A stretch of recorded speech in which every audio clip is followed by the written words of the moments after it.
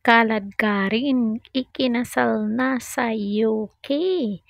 Iba-iba talaga ang swerte ng mga kababaihan pagdating sa love life. Pero mukhang jackpot itong si Kaladkarin dahil sila nga ay kasal na sa kanyang long-time boyfriend na si Luke Ringson. Anong pag-pronounce nito? Luke Wrightson.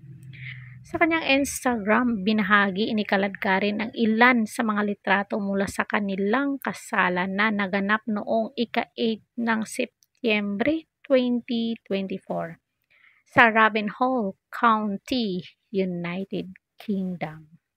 Pero ang highlight sa wedding na ito ayon kay Kaladkarin, ito'y literal na wedding in clouds. Say niya, "Look, and I dream of beautiful sunny day in this fantastic cliff-top wedding venue in England.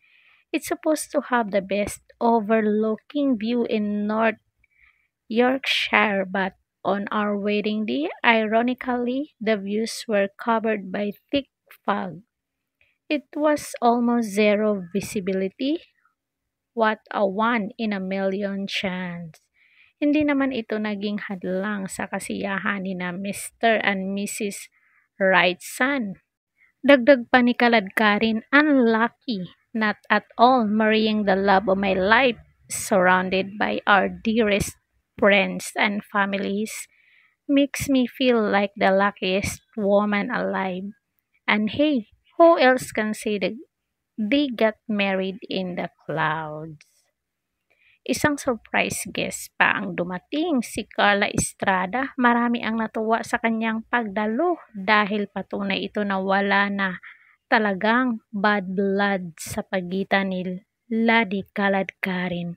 Muling nagpatibay ang kanilang friendship na ilang taon ding hinarap ang intriga matapos uritin ng mga chismis na may alitan ang dalawa dahil sa magkaibang opinyon.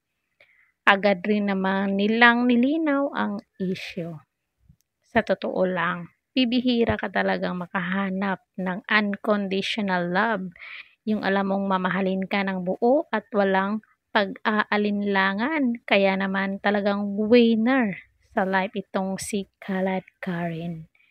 Congratulations to the newlyweds kay Kaladkarin at kay Luke.